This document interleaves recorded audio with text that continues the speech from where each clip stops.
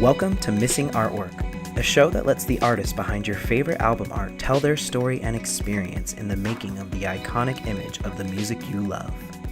I'm your host, Michael Escanuelas, and today we're talking to Chris Strong, the photographer behind the artwork for the Illinois emo outfit American Football. Patience is truly a virtue amongst the fans of American football. Breaking into the indie emo scene in 1998 with an EP, the band truly broke ground with their acclaimed self-titled album, dubbed LP1, in 1999. The group disbanded in 2000, leaving fans hungry for over 17 years with only a small hope of new music. That hope came in the form of a small light illuminating from the college home of photographer Chris Strong. In August of 2016, following a string of reunion shows, the band announced a follow-up to LP1, again self-titled and dubbed as LP2, with Strong reprising his role to shoot the cover for the album. My name is Chris Strong. I've been taking photos for, I guess, over 20 years now. Now based in Chicago, Illinois, Strong is the photographer responsible for shooting the album art for American Football's first and second full-length records.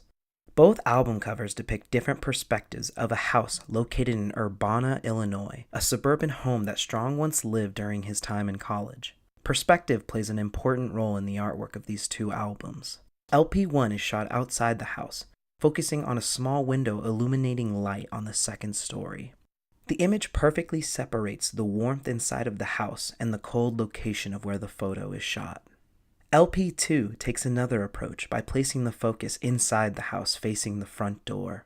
The door is cracked open with a bright light of the outside world bleeding throughout the shot.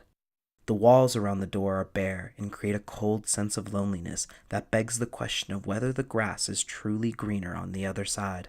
To truly understand the importance of Strong's work with LP2, we have to touch on the impact of the music with LP1.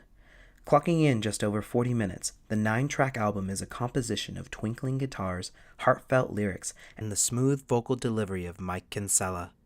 Since its release, the album has been noted as a significant influence of contemporary bands such as You Blew It and Into It Over It. In addition to the music, the album's artwork became an icon for the emo scene.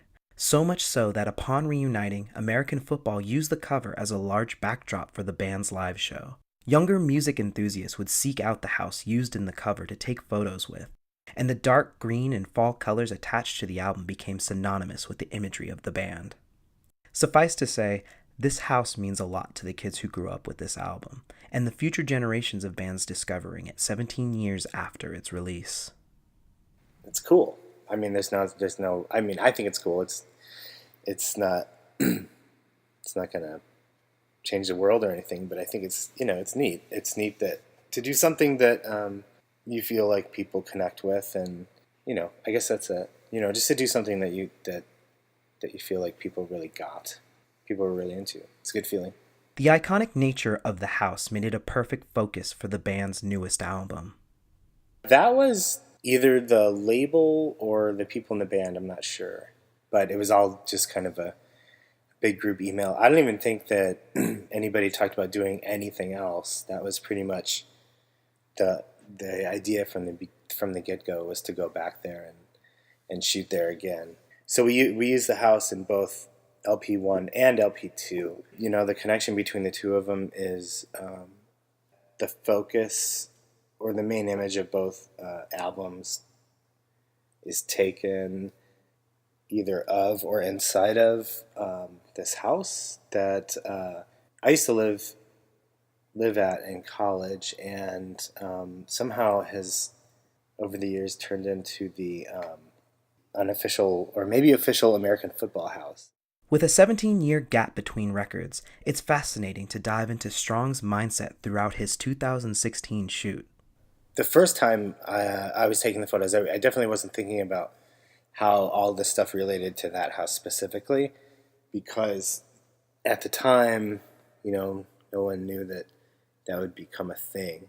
And then the second one was just me going to the house almost 20 years later, just spending 2 days there photographing and watching and just sort of hanging out and making images, and then sort of went back and edited after. The first time it was just trying to match the tone of the music with the photos, and then the second one, since I was only able really to hear one song, I guess it was just trying to match that song and also keep it consistent with LP1 and the music 17 years later or 20 or however long it is. One thing that we really wanted to play with was to shoot more inside the house than outside the house for this stuff, so that we could show, like you said, inside versus outside. If you think about it, the door and the window are both apertures, so they kind of match up that way. Of course, with longtime fans developing such an attachment to LP1's album cover, living up to that hype was not an easy task for Strong. That was a lot of pressure.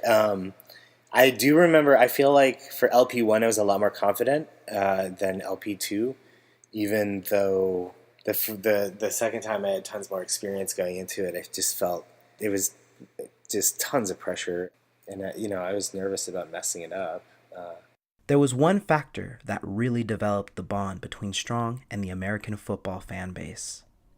I guess the first time I was taking photos there, it wasn't as much about nostalgia as the second time. The second time had a lot more to do with nostalgia for me than the first time I was working. I thought a lot about trying to get myself, I guess, in the mindset of what I was thinking about when I was taking photos the first time. It would be hard for it to outdo LP1 in terms of a cover image, but I think it works for that record. I feel good about it.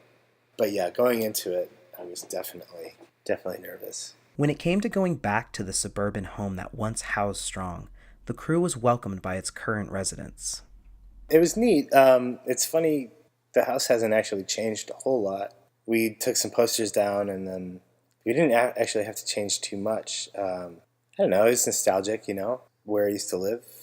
Yeah, the people that live there now, I think they thought it was funny that we were hanging out and they got a kick out of it, but I don't think that they were huge American football fans or anything like that. When we were shooting, they kept playing like the mid-90s Apple iTunes playlist. They're like Apple iTunes hits from the mid-90s playlist thing, because I think that's what they thought we would be into as nearly 40-year-old men that were hanging out in their house. It came out that everybody there was a Danny Brown fan. But they did get a kick out of us hanging out, taking photos, and we bought them pizza and try to be nice. But yeah, no, it was great actually. A lot can change in 17 years. We grow older, wiser, and even in our craft, styles can change along with technology. I guess one really big difference was the first record was all shot on 4x5 slide film, which is a completely different shooting process compared to what I'm doing now, which is just Canon 5D SR. The 4x5 process is a lot more slow. You have to be more deliberate. The first time around, you really had to want to take that picture, and it was, every photo would cost you $10 or $20 in Polaroid and processing, and then even just setting up a 4x5 camera would take maybe half an hour. It's really like the same shoot. There's just a pause in the middle, and in between the technical things changed, but it's really, I feel like the mind, whatever the motivation behind the images is still the same, really. We took a lot of photos, so there's a lot of outtakes, so hopefully the end product worked out. I feel good about it. They definitely, like the right one got used for the cover, but there were definitely some that I thought might be appropriate in the record that didn't end up getting used. This change in technique drew plenty of comparisons to the photo shoot 17 years ago. Which is way different from, LP2, we shot 1,000 photos, maybe more like 900, and then edited down to, I think it was 5 or 6 in the end, whereas LP1, all the images had to be so deliberate that I think total, there was maybe a 2-to-1 ratio of what was used versus what was shot, versus LP2, which was, 5 were used and 900 were shot. The beauty of digital. It's fun, it's fun to have options. There's a lot of stinkers, though. With a project like this, change is such an important attribute to the impact of the artwork. LP1 came out in 1999, a time where physical music had such a different landscape. Strong touched on this topic, relating it to his own children and their experience with music and physical media. Right. I mean, like for my kids, they get into records, but they never interact with anything physical. They can go through the whole experience through Apple, Apple Songs or whatever it's called. And they'll see the cover art and images associated with the record, but they'll never actually hold a booklet in their hands that has images selected in sequence and in order for viewing that are attempted to tell a story. It was just the packaging was such a big deal. With the pressure of living up to the praise of LP1's artwork, Strong went into this project with clear goals. I wanted to make something that was consistent with the first record, but not something that was just a complete duplicate of it. Something that expanded the narrative of that window image a little bit, and just in a sense, the image of the cover is almost about being drawn in or coming home versus the door, which is about leaving. Those were things that I was thinking about. I mean, if there really is one thing that joins all of them, I think it is the light. I guess it's a style, I don't know, like a stylistic continuum that you're seeing. I think the first record cover is more about a relationship, and the second one is more about maybe being on your own in a sense, for me. I mean, hopefully it enhances it in a way. I guess that would be the ideal, is that it adds something to the music or builds, just helps to expand it.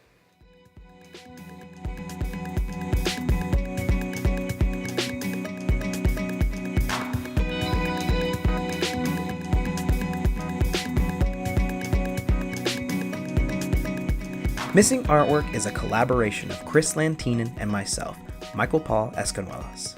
We are part of the Modern Vinyl family of podcasts, which represent other great shows like Misaligned and Vinyl Crawl.